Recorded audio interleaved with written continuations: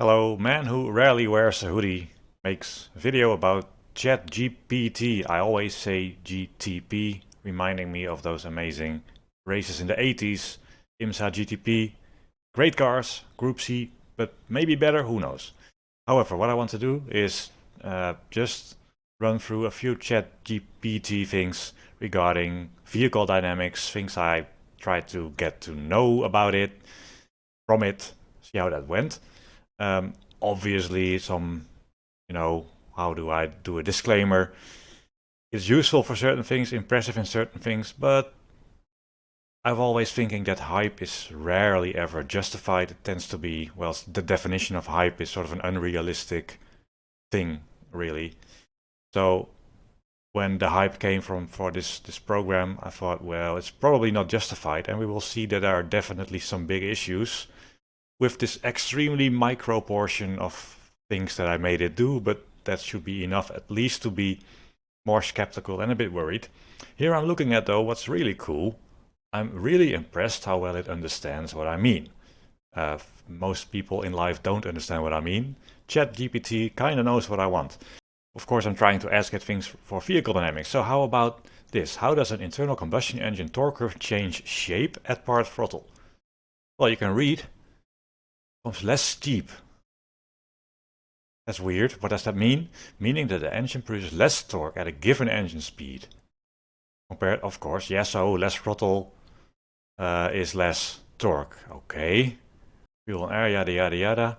So that's not really enough information. I tried it again. Flattens out. Vague, meaning that the engine produces less torque at a given RPM. Yes, so RPM is what we are after. How does it change? Maybe with RPM, but at a given RPM, so it just, again, less torque. All right. Yeah, less there, yeah. And then I ask, how does it relate to engine RPM? As the RPM increases, torque increases until a point. So this is just describing the peak torque of an engine full throttle. So yeah, all right. And then it drops again. So when at part throttle, engine does not receive as much fuel and air, was not able to produce as much torque at high RPMs. This is the first indication that high RPM might be different. And then that is weird, resulting in a flattening of the torque curve. But that's a strange way to phrase it, because it might not be flat. It assumes it was going up, I suppose, but it's... As the engine RPM increases, the torque output will increase up to a point, but will then decrease more quickly than the torque curve at wide open throttle. This is actually pretty good. So as the engine RPM increases, the torque output will increase up to a point, but will then decrease more quickly than the torque curve at wide open throttle. This is kind of what it, yeah, it took some asking, but this seems to be what it is. However, this is also having to, that's the point. I need to have them, okay, you are wrong. I will ask you more things, because the first answers we got somehow suggested just a lowering of the torque. And since I kind of know what I wanted to say, I keep asking. So, being at 50% throttle would lower the torque equally at low and high RPM. Being at 50% throttle can lower the torque output of the engine, but the effect on torque output at different RPMs can vary depending on the specific engine design and operating conditions. In general, the torque output at low RPMs may be affected more than at high RPMs. Aha! So, here again we have sort of, there's an RPM dependency.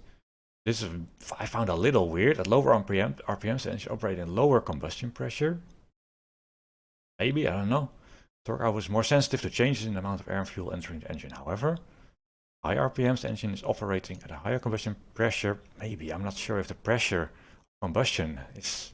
I don't understand internal combustion engines, but the overall feel of ChatGPT that it sounds clever, but isn't always clever, so I'm just using my actual intelligence, well, you can argue about actual intelligence, to doubt it, and my brain's going, hey, is this correct, or is it just sounding, good enough for a high school report where a lazy teacher won't notice? That's kind of what it sounds like. So I ask it, okay, does the peak torque RPM, so the RPM where the torque is maximum, of an internal combustion engine change with throttle position? The peak torque RPM for an internal combustion engine can be affected by changes in throttle position. At wide open throttle, the engine is able to produce maximum torque at a specific RPM known as the peak torque RPM, yes. However, at part throttle, the engine is not able to produce as much torque, and the peak torque RPM may occur at a lower RPM than wide open throttle. So this is due to the fact, less air, less fuel, combustion pressure again. So here, with some asking, it seems to suggest that maybe what I'm looking for in those engine maps is a thing. So my problem here is that it also gave some weird generic answers that I didn't agree with, and then asking more, it sort of changed its answer a little bit. So I don't really see the intelligence here. It's smart at understanding what I mean. It comes up with well-written answers that may or may not be correct. So this is, okay, let's ask it more stuff, which I certainly did.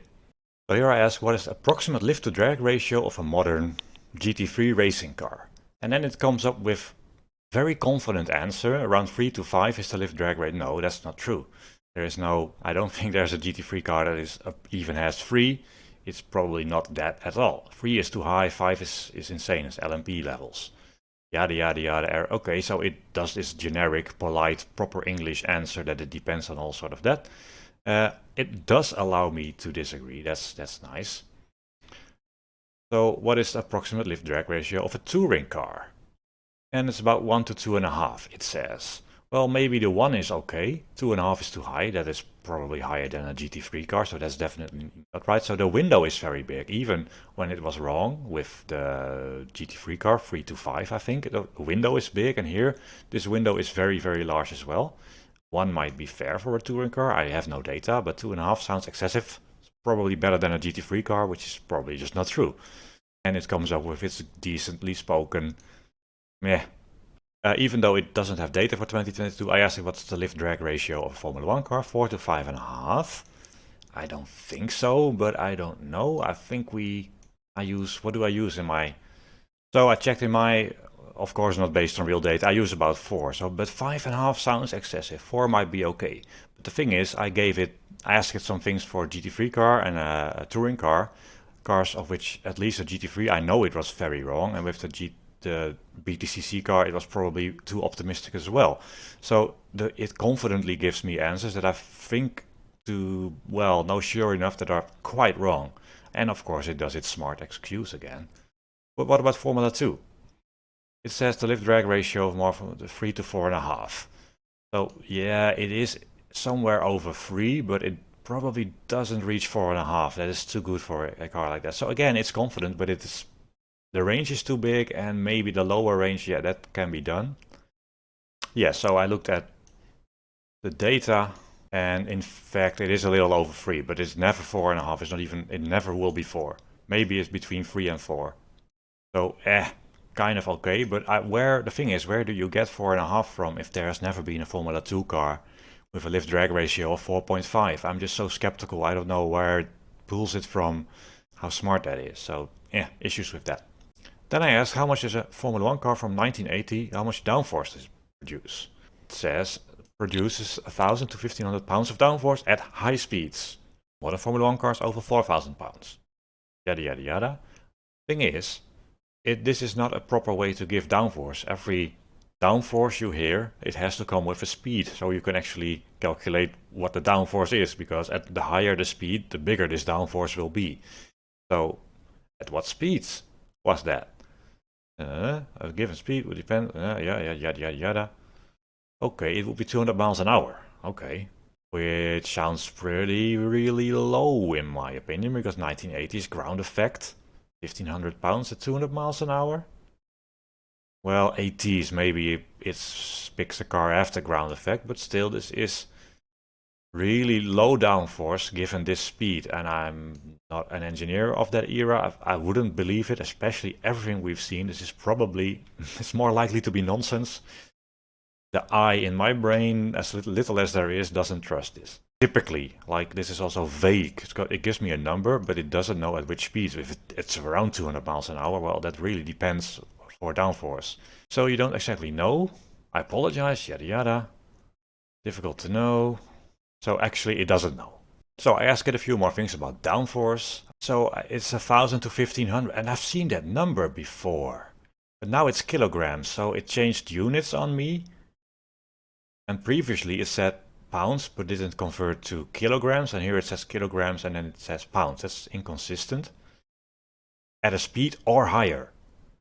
And once again, speed and downforce, they have to be mentioned exactly, because at a higher speed the downforce will change. So it's having asked it that, well, I go back to my 1980 Formula 1 car. What does it do at 200 kilometers an hour? Depend, yada yada yada. And then it says 200 to 300 kilograms of downforce at high speed.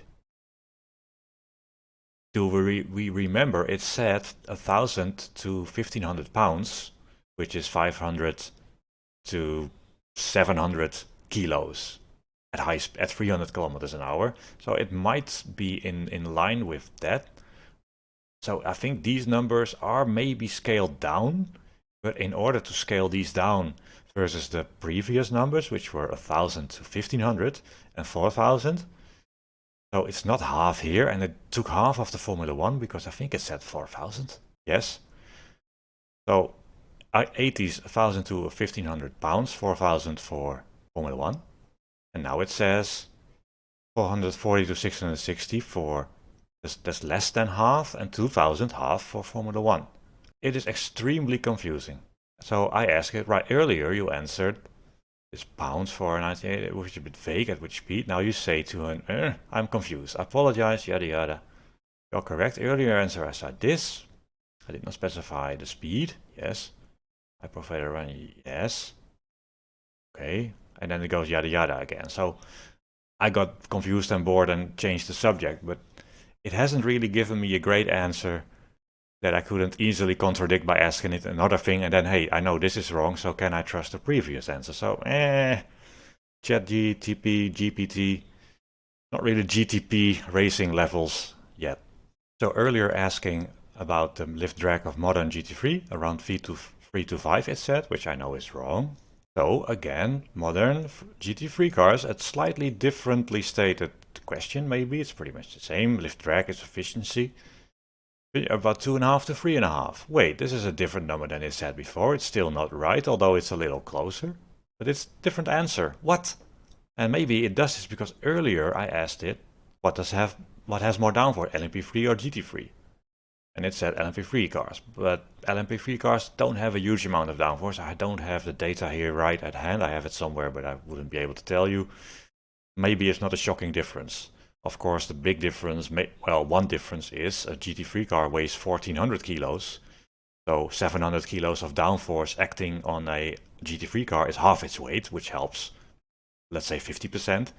700 kilos of downforce on an LMP3 car, which weighs 1,000 kilos or something, is 70% increase in weight. So the same downforce has a bigger effect, but maybe the downforce isn't too different, but it says generally have more downforce. Okay, and it goes with all sorts of that, and then asking it the aerodynamic efficiency of a GT3 car again, it says something else than it did before.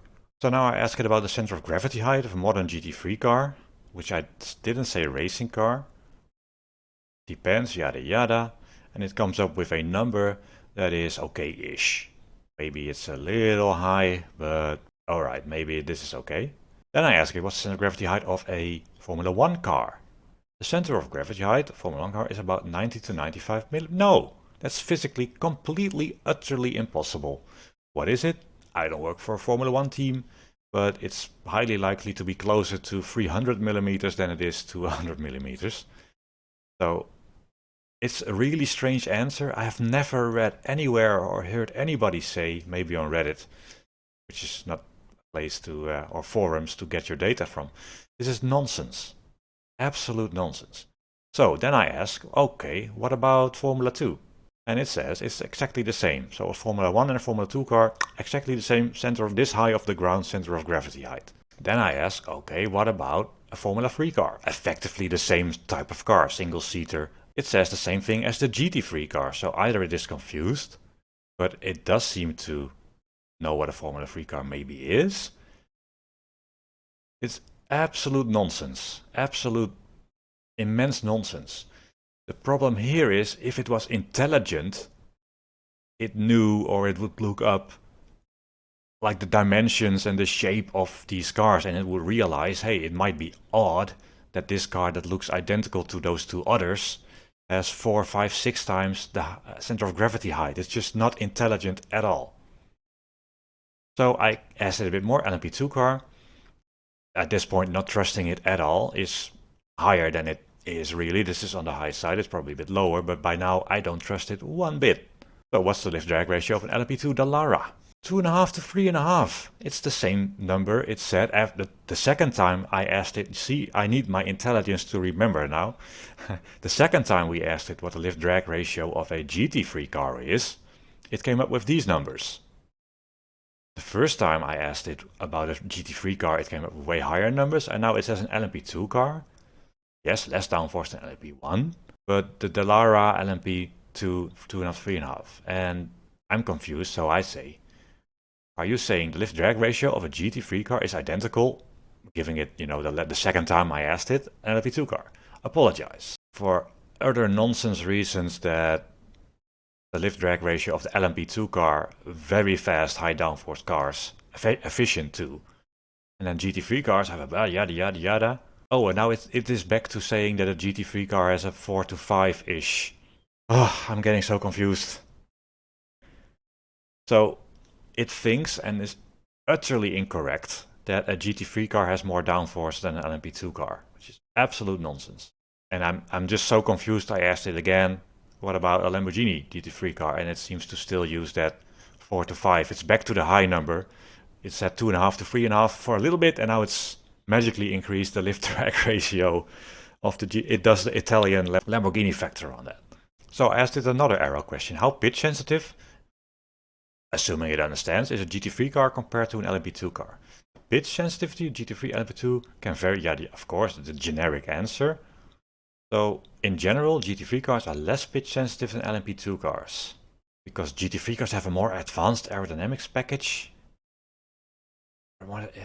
Where does it know? This is so weird, and it doesn't. I don't even know exactly if one of the two is more pitch sensitive than the other, but this is just nonsense that, yes, a high school teacher who's asleep will say, oh, this guy is really clever, but it's absolute nonsense. In a video that's turned out to be artificially but not very intelligently long, I wanted to share you these things I've been asking this overly hyped ChatGPT.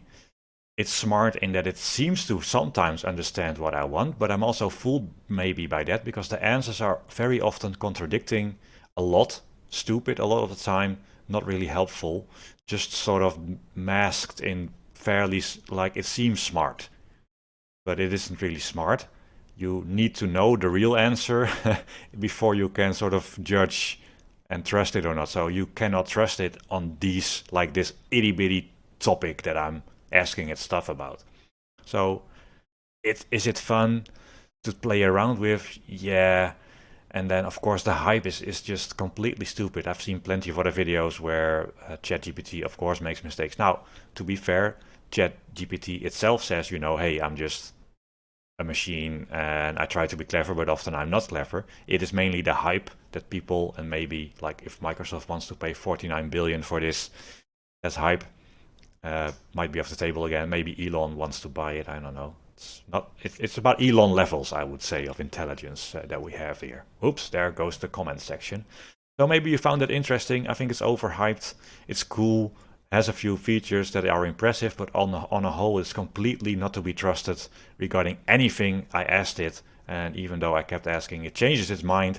It has things reversed. It has impossible things that even my intelligence, when I started modding, when I was just shouting at people 15 years ago, maybe it's not even at that level, and that's not a compliment to ChatGPT. Alright, well, this was a very popular video, of course, you all watched this and in its entirety, so yeah, well, thanks for that, bye bye.